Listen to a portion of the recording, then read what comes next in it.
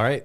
Thank you for joining us on the RP Experience. I'm your host, Andrew Regenhart, and today we have Stacey Mac. I am not going to butcher your last name. We'll let her say it later. She's one of our preferred partners within Fort Myers and Naples, real producers. So, welcome. Thank you. Thank you for having me. This is awesome. Awesome. This is going to be a good time. So, Stacey's with Venture Title Services. Recently moved to Florida from Ohio. Stacey focuses on her great customer service, reliable title closing.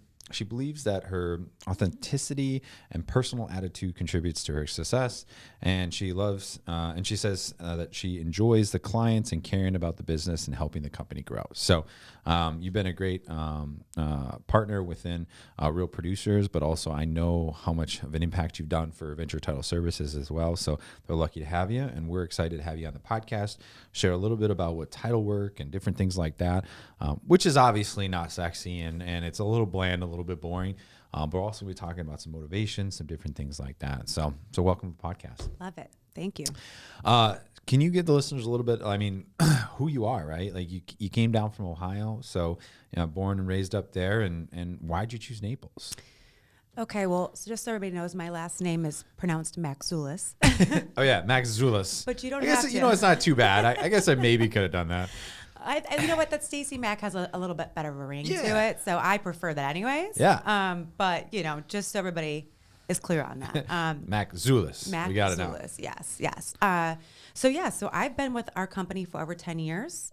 Yes, born and raised in Cleveland, but grew up coming down on the East Coast to Pompano Beach, Florida. My family also has a place down there.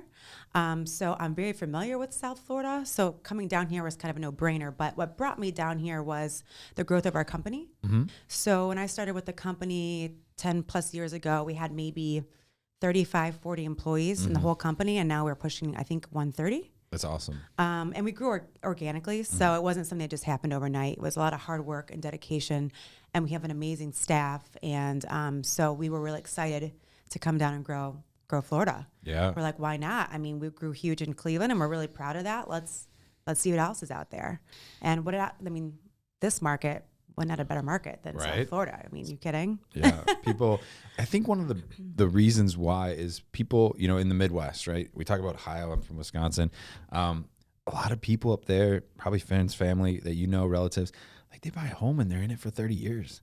I mean, people stay in a home for like 30 days down here. I feel like they're transitioning from home to home so quickly. So a lot of deals are going on. So it's a great market. What got you into title services? That's not something you just kind of fall into. Like, hey, one day I'm going to grow up and be a title rep or work for a title company or whatever. I actually knew the owners. So we're owned by attorneys. Okay. And I, through my years at one point worked at the law firm. Okay. I left, took another opportunity. Mm-hmm. And then they had contacted me and asked if I wanted to come back but work on the title side. And I've been there ever since. Gotcha. Yeah. Now, we made the joke and, it's not the most glorified business, right? Mm-hmm. Like at least the realtors get to go look at some fancy, $10 million homes here and there or whatnot, good views, those kind of things.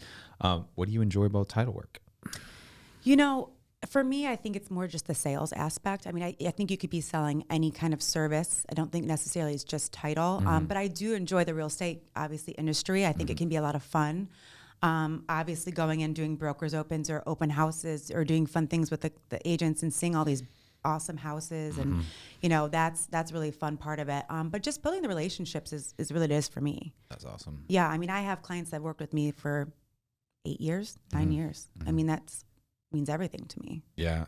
Sales is fun. It doesn't matter at the end of the day what you are selling. It's that you believe in this product, right? And I do know, your reputation up north, and you guys are obviously servicing a lot of agents down here, and you guys have a great product, and you're able to help them in a lot of different ways, right? What sets Venture Title Services apart from other title agencies locally down here? So, it's such a convoluted question because, obviously I've always believed in our company or I wouldn't have been here for as long as I have. For me, I will say this. I know we have great customer service and great communication. And those two things might sound like, okay, really, like it's not that. It's actually the biggest deal in our industry. A one sentence email can mean more to an agent than anything else for that rest of the week. Again, it sounds small, but I just think being there for your clients, for the buyers and sellers, for anybody that's involved, the lenders, and giving a good product and a good service is so important. So I think that set us apart. That did it in Ohio, and I think it's doing it down here too. So what do you value when you say good communication? You're very responsive. I send you an email, you usually respond pretty quick and stuff like that. But like, what do you value internally that keeps you to that high level of ranking, right, with communication? Well, you always want your client to be loyal to you, right? Because at the end of the day, every title company is doing the same thing behind the scenes. I mean, we're kind of doing the same. We're kind of the same, but we're not, right? I mean, there's got to be a reason why you set yourself apart than everybody else. And for me personally, I think it's the way I've done business all these years. I think it has been just being there, having your clients trust you, knowing that you're giving a good service and that you're doing the best that you can do for their clients. Right. Because at the end of the day, we all want to look like a hero, especially the agents, and you want them to look like the hero. So that's been important to me. For sure.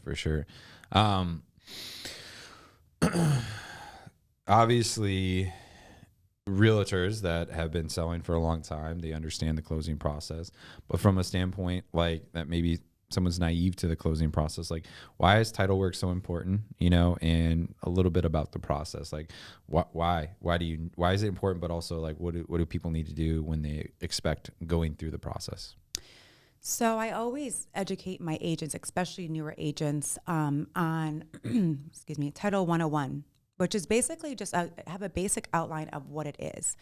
There's so many things and so many, again, moving parts behind title that you don't have to know everything, but you should have basic knowledge. So when it comes to that, I would say it's just from beginning to end. On the escrow side, obviously, we're a disinterested third party handling the money between buyers and sellers. And then on the title side, we're examining and making sure that there's no liens against the property, any break and chain of title, right, any, undisclosed errors. I mean, there's a list that goes on, but, those things can happen. We're all human. To protect the buyer. Yes.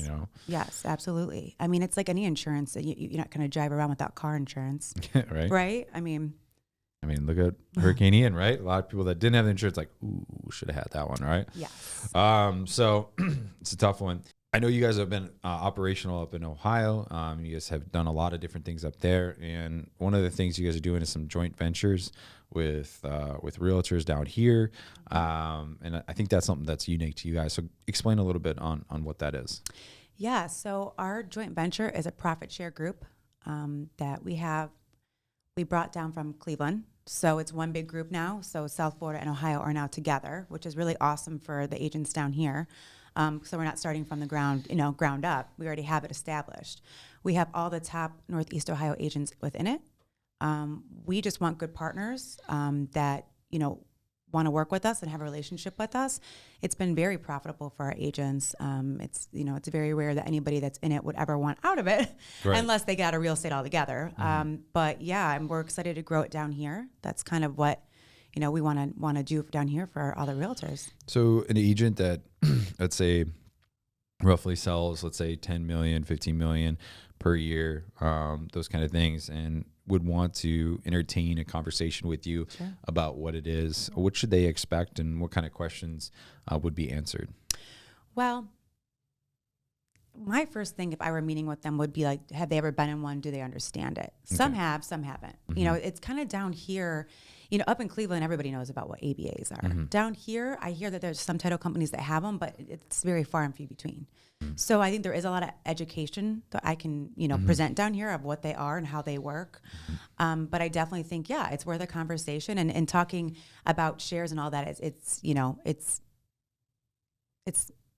I don't know the word. I'm trying to think of the word, but it's different for every agent, okay, and every agent's business. So it's a separate conversation. I wouldn't be talking about it to a group. It'd be to each individual agent and how, right, they do business. You're mentioning this. We're kind of talking about it, but like dive in for a second on, obviously there is tons of information, calculations. It's dependent on every single agent, right? It depends on volume, different things like that. There's a lot that goes into it. So it's not something you can just answer the question that's a blanket for everyone. But explain to me, like, if I was a top producing agent that I wanted to be a part of it. Like, why would I be in a JV? I mean, obviously, when I think of a JV, there's some kind of financial returns and different things like that. Can you explain that?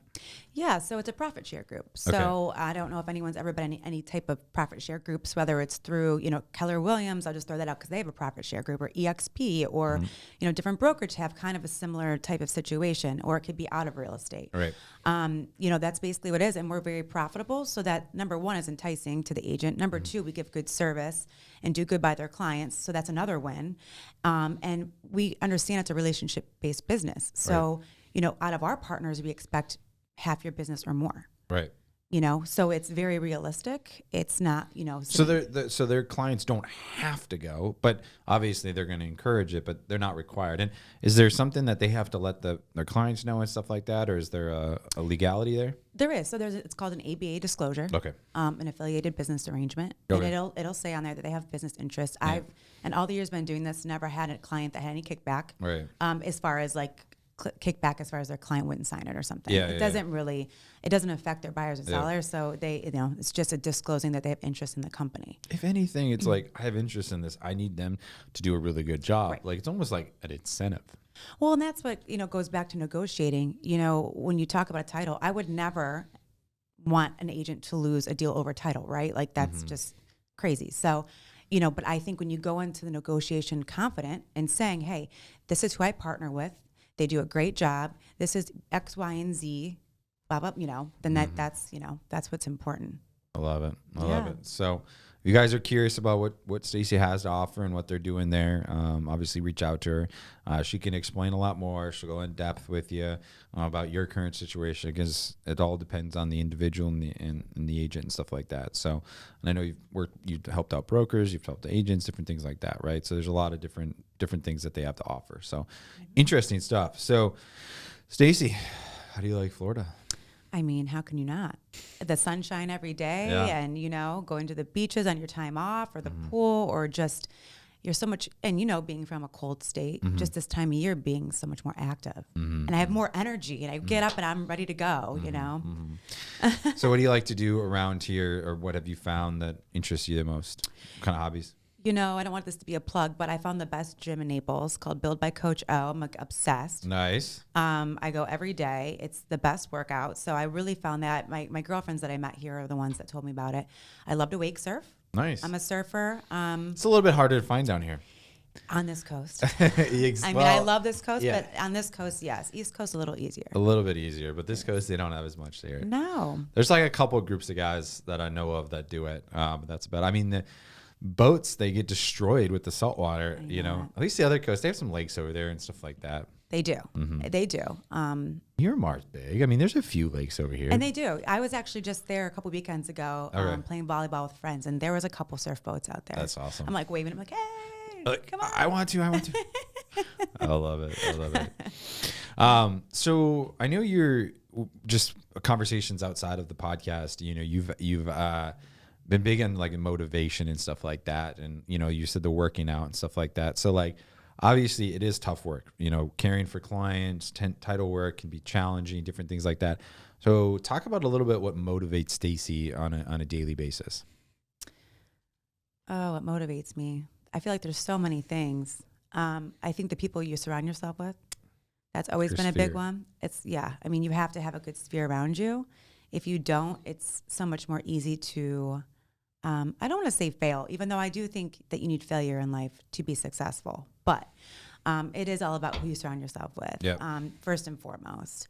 I think, again, working out, having a good mental state, life can be hard. It's not always easy. And I think you have to constantly keep yourself higher up and motivate yourself. And, you got your good days and you got your bad days. And it just, But I think one of the things when you say that, people that don't work out maybe don't understand this, but like the same thing with working out. Like you have to discipline yourself to go work out. Yes. Discipline Yourself to work. You can have a good workout sometimes, and then you're gonna feel like crap sometimes, right? But you still got to go and do it, just like you got to go do your work. So mental clarity. I know my mom was a big she used to run, and then as she got older, obviously doctors were like, stop, like you should just walk, hard on your knees and everything like that. But she goes out and she walks like 6, 7, 8 miles in the morning. It's her time to like relax, let her, everything, and like starts off her day. And I'm not gonna lie, I was like, that's BS, right? When she'd always tell me it. And then after now being a morning workouter and whatnot, and being in that realm, it is game changer for the mental clarity. I just think, but going back to you saying about people not working out, I think whatever helps you find your peace. Mm-hmm. So it could be painting. Mm-hmm. I have friends that paint, that gives them therapy, or however, or maybe it's going to see a therapist, or working out. I mean, there's so many different avenues. I'm just saying that's what it is for me, just like you said it is for you. But for some people, like being by the water is like the biggest mental clarity for me. And it always has been, because my dad owns a marina and we're boaters through and through, and being on the water is my life. So, that's something else that can help. For sure. What do you think the biggest, and you could say a who, but like I would like it to be like more of like a statement or something like a life lesson or something like that, but it could be someone that taught you something too. Like, what do you attribute like a huge life lesson that's really helped you accelerate in the career you're at today? Oh, 100%. This is easy. My family business that we grew up in. Mm-hmm. I mean, I grew up as a small kid seeing how a business is ran. Kind of being in the nitty gritty of it. We were down at the marina. I mean, we still are when I'm back in Ohio, but almost every day after school, seeing how my, family, treated customers. Again, going back to customer service. That's why I'm so strong in that with any sales that you do. I mean, I think that's huge. It's a good advantage that I had at a very young age. And I couldn't, I'm very grateful for that. Yeah, those life lessons are huge. Yeah. All right, we always talk about motivation. We talk about good things and whatnot, but obviously we all struggle at things, right? So what is Stacey Mac not good at? Oh, a lot. Don't get me wrong, a lot of things. I mean, we could sit here all day. We don't have time for this. The laundry list, right? I mean, there's a lot of things. What's funny? It's actually one thing that I obviously do, but isn't my favorite thing, and maybe I do struggle, is public speaking. Okay. And I'm in sales. I talk in front of groups of people all the time. Like public speaking, like in what way? Just in general, but like what scares? You know what I mean? Like, I don't like center of attention at all. Hate center of attention. I always have. Mm-hmm. Always have. You have to do it. It's important. You do. Especially in sales or, branding or different things like that. But you do. But it reminds me, even going back to when I was a basketball player and I would make a shot and then the crowd cheers for you and claps for you. I remember always being so embarrassed. Like, even though it was a great thing and I should be excited that I just like made the game winning shot, I didn't like the attention. Yeah. I'm working on it. You know? Hey, we all have flaws and we all have to improve on them and work on them. Mm-hmm. I love this question. I actually stumbled upon it on I think a different podcast originally. It was a long time ago. But what is the if you could have a billboard with anything on it, what would it be and why? Like for marketing purposes for business, or because otherwise I'd say me surfing on a or surfboard Stacey, and living life. Like, I don't know. It's just interesting, like a billboard, right? Like, you can't do a video. It's just like a stationary. It's like a billboard. Oh, I know. Okay. I mean, I don't know exactly what would be on it. Maybe it would be me surfing because that just makes me happy. But it would just say, "Be kind." There you go. Be kind. That's it. It's as easy as that. This world, everybody just needs to be kind to one another. Mm-hmm. Yeah. You never know what someone's going through, and I know we all hear that all the time, but it is so true. Mm-hmm. Yeah, and everyone tries to act like it's all perfect, but like deep down, they might be going through something, and you're like, you just don't know, right? And you should treat others like you'd want to be treated, and different things like that. I feel like there is a lot of attack. It could be if it's political, different things like that, whatever. It's just there's a lot of hate going around, and so I agree. And social media these days, even though it's part of our business, and I'm not against social media, things can definitely be misconstrued, and you can think somebody's life looks as happy as ever, and maybe they're going through something. Mm-hmm. Yeah. Social media is all like the best of the best, and I think people look at it and they think their life is the best, but what they don't realize is people are only posting the best, right? Like from a standpoint, let's like dumb it down to people. Like if someone takes 50 photos, they're going to choose the one photo that they look the best in. They're going to post that one, right? So it's always the best.